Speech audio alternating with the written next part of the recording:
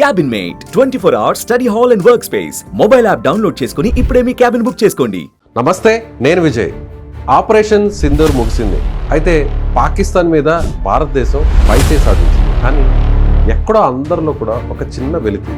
పాకిస్తాన్లో ఏమో సంబరాలు చేసుకుంటున్నారు, కానీ ఇండియన్స్ రోడ్ల మీదకి వచ్చి ఎందుకు ఆ విధంగా సంబరాలు చేసుకోవట్లేదు? వీటి గురించి డిస్కస్ చేద్దాం. మనతో పాటున్నారు రిటైర్డ్ ఆర్మీ ఆఫీసర్ మేజర్, అదేవిధంగా Ekam IAS academic director SPS Oberoi గారు. సార్ నమస్తే. నమస్తే సార్. ఓబరాయ్ గారు, ఎక్కడో ఒక చిన్న వెలితి కనిపిస్తుంది అందరిలో, నిజమే అంటారా? 100% సార్. ఎందుకంటే ఒక మొమెంటం ఎలా వచ్చిందంటే India will go for war with Pakistan and PoK మనకు వచ్చేస్తుంది అన్న మొమెంటం దాకెళ్ళి సడన్గా సీజ్ ఫైర్ అనేసరికి జనాల్లో మన పిఓకే మనకు తిరిగి వచ్చేస్తుంది అన్న ఒక ఆశ ఏదైతే ఉందో అది సడన్గా డెడ్ అయిపోయింది సార్. అంటే చేతులు అలా మెడ మీదకి వెళ్ళిపోయి అలా పేక మీద ఒక్కసారిగా క్లోజ్ చేసే టైంలో వదిలేయడం అంటారా? అంతేనా? 100% సార్. కాకపోతే దీనికి రీజన్స్ వేరేలా బయటకు వస్తుంది. ఇన్ఫ్యాక్ట్ మనం గత 2 రోజుల నుంచి చూసుకుంటే కనుక పాకిస్తాన్లో మనం సార్ 10th మే రోజు రాత్రి పాకిస్తాన్ మీద మనము మిజైల్స్తో అటాక్ చేసాం సార్. పాకిస్తాన్ ఎయిర్ బేసెస్ మీద అలా 11 ఎయిర్ బేసెస్ మీద మనం అటాక్ చేసాం సార్. అందులో ఒక ఎయిర్ బేస్ కిరానా హిల్స్ దగ్గర ఉంది sir. Noor Khan air base పక్కనే కిరానా హిల్స్ అని ఉంది సార్. వీళ్ళు మనకి చెప్పకుండా అక్కడ న్యూక్లియర్ వెపన్స్ని పెట్టారు సార్. మనకు చెప్పకుండా ఎందుకు అంటున్నానంటే Pakistan is suppose to disclose to India వాళ్ళ న్యూక్లియర్ అసెట్స్ ఎక్కడ ఉన్నాయన్న విషయం. అంటే మనకి చెప్పకుండా కూడా ఇంకొక ప్లేస్లో కూడా వీళ్ళు పెట్టారు, నూర్ ఖాన్ ఎయిర్ బేస్ పక్కన. సో ఈ దాడిలో అక్కడ కూడా బాంబు పేలి మన బ్రహ్మోస్ మిజైల్ వెళ్ళి అక్కడ కూడా ధ్వంసం చేసింది. సో దానివల్ల ఏమైందంటే సార్ న్యూక్లియర్ లీక్ అయింది ఆ ఏరియాలో, రేడియేషన్ లీక్ అయింది. Instant Pakistan reported this matter to America. And America ఏం చేసింది, మధ్యవర్తి వచ్చి సడన్గా సీజ్ ఫైర్ డిక్లేర్ చేయించింది. ఇది గవర్నమెంట్కి రీజన్ చెప్పుండొచ్చు, common man need not know at that point of time. So ఈ సీజ్ ఫైర్ ఒప్పందానికి మనం కూడా ఒప్పుకున్నాము. America sent a plane to measure the radioactive leak in the air. ఆ కన్ఫర్మేషన్ అవ్వగానే ఈజిప్ట్ నుంచి ఒక విమానం మొత్తం బోరాన్ డయాక్సైడ్ తెప్పించి అక్కడ డంప్ చేయడం జరిగింది సార్. ఈ బోరాన్ డయాక్సైడ్ కెమికల్ ఏం చేస్తుందంటే గాల్లో ఉన్న రేడియో యాక్టివిటీని పీల్చుకుంటుంది. సో ఈ 2 ఘటనలు, అమెరికన్ ప్లేన్ రావడము, చెకింగ్ చేయడము, ఈజిప్ట్ నుంచి బోరాన్ డయాక్సైడ్ రావడము, 2 ఏం కన్ఫర్మ్ చేస్తాయంటే మనం పాకిస్తాన్ న్యూక్లియర్ అసెట్స్ మీద వైర్. అంటే మన ఇంటెన్షన్ న్యూక్లియర్ అసెట్స్ కాదు, కానీ అక్కడ మనకు చెప్పకుండా న్యూక్లియర్ అసెట్స్ పెట్టాడు. అండ్ దానివల్ల పాకిస్తాన్లో భూకంపం వచ్చింది. ఆబ్వియస్లీ 2 సార్లు 4.4 on the Richter scale, 5.7 on the Richter scale. అందుకే ఇంటర్నేషనల్ కమ్యూనిటీ అందరూ ఒక్కసారి ఇండియా మీద రిక్వెస్ట్, ప్రెషర్ అని చెప్పడానికి వీల్లేదు, రిక్వెస్ట్ మీద India, because sir we are a value based country. ఎప్పుడైతే మనం న్యూక్లియర్ అక్కడ ఈ పరిస్థితి వచ్చింది అనగానే సీ అవర్ వాల్యూ సిస్టమ్. అంటే యుద్ధంలో కూడా మనం ఎనిమి ప్రాణ నష్టాలు ఎక్కువైపోతాయి, న్యూక్లియర్ వల్ల ఎక్కువ ధ్వంసం అయిపోతుంది అనగానే వి టుక్ ఎ బ్యాక్ స్టెప్. అది మన గొప్పతనం సార్. అదే యూ ఇమాజిన్ మన దేశంలో జరుగుంటే పాకిస్తాన్ వెనక్కిపోయేవాడా సార్? పోదు. So that is where my country is greater than Pakistan. Yes, మీరు చెప్పిందంతా పర్ఫెక్ట్. కానీ మధ్యలో తగుదనమ్మా అంటూ ట్రంప్ దూరి తను అనౌన్స్ చేయడం అనేది అందరికి కూడా బాధ కలిగించింది. ఒకవేళ మీరు చెప్పినట్టుగా పెద్ద మనసు చేసుకొని మన ఇండియా పాకిస్తాన్ని వదిలేసి ఉంటే ఆ విషయాన్ని స్వయంగా మన ప్రధానం లేదంటే మనకు సంబంధించిన ఆర్మీ చీఫ్లు ఎవరన్నా ప్రకటించుంటే బాగుండేది. కానీ ట్రంప్ చేయడమే ఇప్పుడు అందరూ కూడా హట్ అయ్యేటువంటి విషయం కాదంటారా? సార్ ట్రంప్ని మీరు బహుశా ఎక్స్పెక్టేషన్స్ చాలా ఎక్కువ ఉన్నట్టున్నాయి జనాలకి. Sir Trump is not a politician sir, he's a business man. ఇది మనం ఫస్ట్ గుర్తించాల్సిన విషయం సార్. రెండో విషయము, 10 రోజుల ముందు అమెరికా ఏం స్టేట్మెంట్ ఇచ్చింది, మేము న్యూట్రల్గా ఉంటాము, మీరు చూసుకోవాలి. 4 రోజుల ముందు నేనే చేశాను సీజ్ ఫైర్ అని అన్నాడు. మళ్ళీ నిన్నేమన్నాడు, నేను పెద్దగా ఇన్వాల్వ్ అవ్వలేదు, గైడ్ చేశాను అన్నాడు. అంటే ఇప్పటి వరకు 3 మాటలు.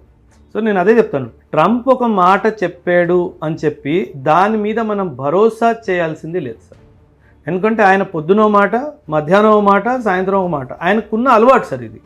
అంటే he's basically attention deficit syndrome ఉంది సార్ ఆయనకి. And so he seeks to take attention from the world media.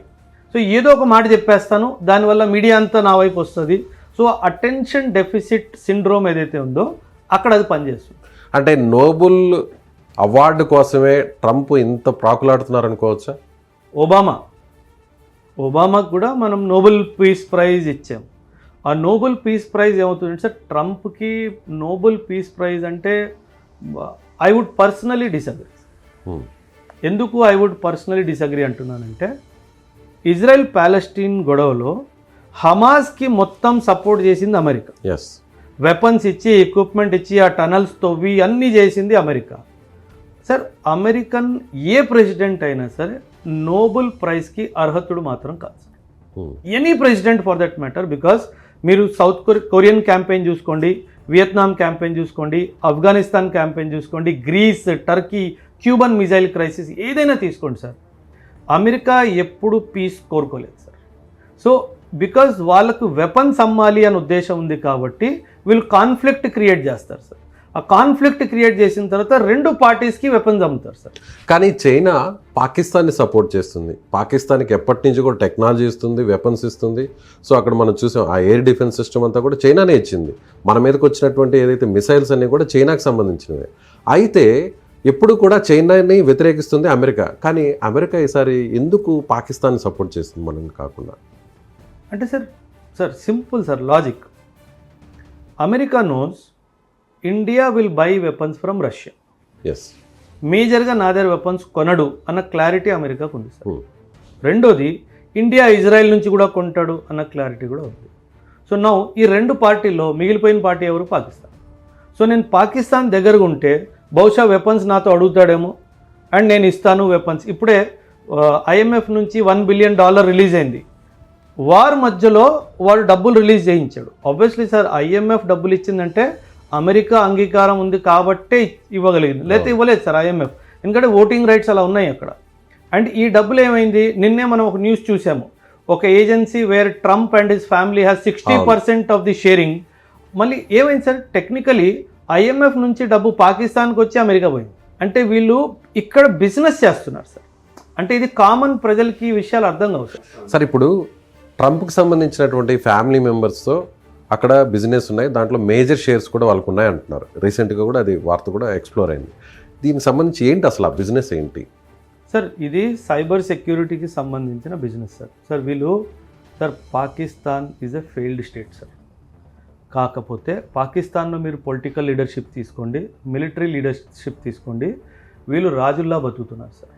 అంటే ఎలా అంటే, వీళ్ళు పాకిస్తాన్లో సర్వీస్ చేస్తున్నారు, కానీ వీళ్ళు ఫ్యామిలీ మెంబర్స్ అందరూ లండన్, అమెరికా, కెనడాలో అలా ఉన్నారు సార్. ప్రశాంతంగా ఉన్నారు. అంటే ఏమవుతుందంటే, ఒక సామాన్యుడిని పావర్టీలో తోసేసి ఒక దేశానికి గాల్లో ఎగిరేసి మనం మాత్రం బాగుండాలి అన్న లీడర్షిప్ పాకిస్తాన్ సార్. సో వీళ్ళు ఎక్కడికి వెళ్ళినా సరే సార్, IMFలో కూడా వీళ్ళు డబ్బులు అడుక్కోవడానికి వెళ్ళారు సార్. అండ్ ఈ డబ్బులు రాగానే ఖచ్చితంగా అమెరికా ఒక మాట అని ఉంటుంది, నీకు $1 బిలియన్ వస్తున్నాయి, అందులో 20% 25% నాకు రావాలి. ఇప్పుడు డైరెక్ట్గా దానం అయితే చేయలేడు కదా సార్. ఏదో ఒక ఒప్పందం సైబర్ అంటే దానికి క్లియర్గా స్పెసిఫై కూడా చేయలేదు sir. What nature of agreement is that, what is the product they are buying, ఏమీ చెప్పాలా. సైబర్ సెక్యూరిటీ అని చెప్పాడు. అంటే అది ఏంటి, అన్ని $1 మిలియన్ ప్రాజెక్ట్ ఏంటి అన్న ఎక్స్ప్లెనేషన్ ఎవరికి ఇవ్వలేదు సార్. అంటే ఏం జరిగింది, నేను సీజ్ ఫైర్ తెప్పిస్తాను, నువ్వు నాకు ఇన్ని డబ్బులు ఇవ్వాలి. IMF నుంచి వచ్చినటువంటి ఆ ఫండ్ అంతా కూడా వేరే రూట్లో నాకు రావాలి అంతే.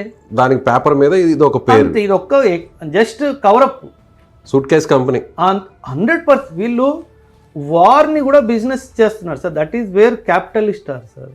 America is a capitalist country, Trump is a business man, he's not a politician. కానీ ఇంకా అమెరికాని మనం నమ్మకూడదు కదా. ఎప్పుడు నమ్మలేదు. కానీ ఇటీవల మోదీ గారు అమెరికాకు వెళ్ళడం, సో అమెరికాలో ఉన్న అధ్యక్షుడు ట్రంప్ ఇప్పుడు నాకు ఫ్రెండ్ అని ఆయన చెప్పడం జరిగింది, మనం చెప్పడం జరిగింది. చైనాతో విభేదిస్తుంది కాబట్టి మనం ఆల్రెడీ చైనాకు సంబంధించి కూడా వ్యతిరేకంగా ఉన్నారు, వాళ్ళు వ్యతిరేకంగా ఉన్నారు. అమెరికాతో మనం ఇప్పుడు దోస్తాను అనుకున్న సమయంలో అమెరికా మనల్ని మోసం చేసింది. ఖచ్చితంగా 100% సార్. ఇప్పుడు కాదు, మీరు ఇప్పుడు మాట్లాడుతున్నాయి సార్. అమెరికా మనకి ఇప్పటి వరకు 100 సార్లు మోసం చేసింది సార్. నేను లెక్కెట్టిస్తాను. మన హోమీ బాబా ఎవరు చంపారు? Who is a nuclear physicist. ఆయన్ని చంపింది అమెరికా. గూగుల్లో ఉంది సార్. నన్ను ఎందుకు నమ్ముతారు? గూగుల్ నమ్మండి పోని. గూగుల్లో ఆయన చంపింది ఆయన.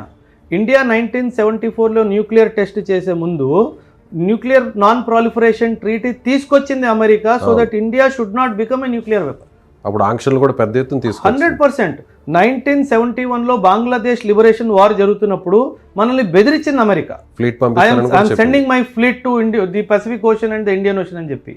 అదే కాదు సార్, వెదర్ 99 కార్గిల్ వార్లో సార్ మన జీపీఎస్ సిగ్నల్స్ని పాడు చేసింది అమెరికా, సో దట్ మన బాంబ్స్ వెళ్ళి పాకిస్తాన్లో కరెక్ట్గా పడకుండా.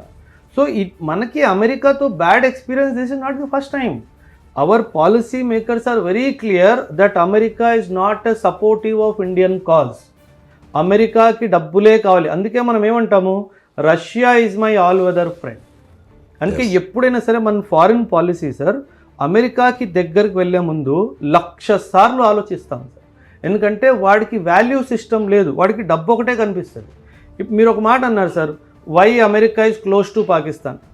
ఈరోజు మోదీ గారు ఈరోజు ఉన్న పలంగా నేను అమెరికా నుంచి 2,000 కోట్లు ఆర్ 2,00,000 కోట్లు యుద్ధాయుధాలు కొంటాను అని ఒక డిక్లరేషన్ ఇవ్వమని చెప్పండి, ఉన్న పలంగా అమెరికా పాకిస్తాన్ చేయలేదు. ఎందుకంటే వాడికి కావాల్సింది బిజినెస్. ఇది మనం అర్థం చేసుకోవాలి సార్. సో కాకపోతే we're not into business, we're a welfare country. మన కాన్స్టిట్యూషన్లో క్యాపిటలిజం అనే పదం లేదండి. మన కాన్స్టిట్యూషన్లో వెల్ఫేర్ అనే పదం ఉంది, మన కాన్స్టిట్యూషన్లో డెమోక్రసీ అనే పదం ఉంది, మన కాన్స్టిట్యూషన్లో ఐడియల్స్ అండ్ ఆస్పిరేషన్స్ అనే పదం ఉంది. అంటే ఏంటి, మనం వాల్యూస్ ఉన్న country sir. So America is not a value country sir. ఇంకో విషయం సార్, మనం అందరూ అమెరికా సూపర్ పవర్ అంటాము. 1945 తర్వాత అమెరికా గెలిచిన యుద్ధమే లేదు. అవును. అంటే వీళ్ళు they have proved themselves despite అంత పవర్ ఉన్నా సరే, military power, political power, economic power ఉన్నా సరే వీళ్ళు ఒక్క వార్ గెలవలేదు సార్ ఇప్పటికి వచ్చి. సో ఇదంతా గాల్లో మాటలు. I'm superpower. Afghanistan campaign ఓడిపోయావు. వియత్నాం సార్ బచ్చా దేశ్, అది బచ్చా దేశ్ నిన్ను యాజ్ అ సూపర్ పవర్ ఓడిచ్చింది అండ్ నువ్వేం చేయలేకపోయావు. కొరియన్ క్యాంపెయిన్ మీరు చూసుకోండి, వీడు చేసిన ఏదో పని వల్ల దేశాలు విడిపోయినాయి. ఆఫ్ఘనిస్తాన్ 20 సంవత్సరాలు ఉన్నాడు సార్. 2001 అమెరికా ఆఫ్ఘనిస్తాన్లో ఎంటర్ అయినప్పుడు తాలిబాన్ ఉంది. 20 సంవత్సరాల తర్వాత మళ్ళీ తాలిబాన్ వచ్చింది. అంటే నువ్వు తాలిబాన్ నుంచి తాలిబాన్ చేంజ్ చేయడానికి 20 సంవత్సరాలు పట్టిందా నీకు? అంటే వాట్ హ్యావ్ యూ అచీవ్డ్? ఇంకో ఏదో పని చేశారు సార్ వీళ్ళు. ఏం చేస్తారు వీళ్ళు? చాలా దుర్మార్గులు సార్. అమెరికా వీళ్ళు ఏం చేశారు, 2021లో వెళ్ళిపోయే ముందు ఆఫ్ఘనిస్తాన్లో వీళ్ళు వాడిన యుద్ధాయుధాలన్నీ అక్కడ వదిలేసి వెళ్ళారు సార్, కావాలని వదిలేసి వెళ్ళారు. So that Taliban will use that weapon and try to control Pakistan దగ్గర కూడా ఉన్నాయి 100%. ఇద్దరికి ఇచ్చాడు. ఇప్పుడు మీ దగ్గర ఒక గన్ వదిలేసి వెళ్తాను సార్, 10 బుల్లెట్లు వదిలేసి వెళ్ళాను. ఆ తర్వాత మీకు కావాలంటే నువ్వు నాకే కాల్ చేయాలి. చాలా సార్ మనము ఈ బిజినెస్ మైండ్ని అర్థం చేసుకోవాలి. ఇప్పుడు పెహల్గామ్ అటాక్లో కూడా అక్కడ వాడిన టెర్రరిస్టులు కూడా ఈ గన్సే. 100% సార్. మీరు వాడిన గన్స్ గురించి మాట్లాడుతున్నారు, ఆ టెర్రరిస్ట్ కూడా అమెరికా వాడే అంటున్నాను నేను. బికాస్ తాలిబాన్ని క్రియేట్ చేసింది అమెరికా 1979లో. అమెరికా, సౌదీ అరేబియా, పాకిస్తాన్ కలిసి కన్న ముద్దు బిడ్డ తాలిబాన్ సార్. అండ్ అక్కడే కదా వచ్చింది ఒసామా బిన్ లాదెన్కి అమెరికాకి ఎందుకు మతభేదాలు వచ్చాయి సార్. 1989లో ఆఫ్ఘనిస్తాన్ క్యాంపెయిన్ అయిపోయినప్పుడు, రష్యా ఓడిపోయినప్పుడు అమెరికా వాడు ఏం ప్రామిస్ చేశాడు ఒసామా బిన్ లాదెన్కి, I will allow you to form government in Afghanistan అని చెప్పాడు. ఆ 89 నుంచి 96 వచ్చేసింది సార్, 8 సంవత్సరాలు అమెరికా వాడు ఫామ్ చేయనివ్వలేదు సార్. అప్పుడు ఒసామా బిన్ లాదెన్ అన్నాడు, now my target is not to form government in Afghanistan, I want to take revenge from America. And Osama bin లాదెన్కి జన్మనిచ్చిందే అమెరికా సార్. వీళ్ళు క్రియేట్ చేసిన టెర్రరిస్ట్ గ్రూపే కదా. ఏం మాట్లాడుతున్నాడు వీడు? పీస్ గురించి మాట్లాడతాడు, తోటకూర గురించి మాట్లాడతాడు. అసలు ఏం లేదు సార్, ఒక వాల్యూ సిస్టమ్ లేదు. అంటే వీళ్ళు ప్రాబ్లం క్రియేట్ చేయాలా, ఆయుధాలు అమ్ముకోవాలా, డబ్బులు. ఇది వ్యాపారం సార్. ప్లీజ్ కామన్ మ్యాన్ ఏమవుతుందంటే ఇమోషన్లో వెళ్ళిపోయి ఆ ఇమోషన్ని పట్టుకుంటాడు, ఇంటెన్షన్ని వదిలేస్తాడు. ఇది ఇంటెన్షన్ వ్యాపారము.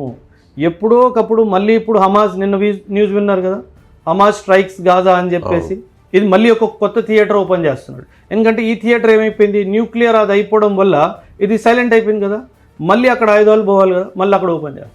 సడన్గా చైనా టైవాన్ మధ్యలో ఓపెన్ చేస్తాడు. ఏదో ఒకటి వీళ్ళు at any given point of time sir వరల్డ్లో ఒక కాన్ఫ్లిక్ట్ జరుగుతూనే ఉంటుంది. ఎందుకంటే weapons exporting countries wants to make money and America is the largest exporter of weapons in the world.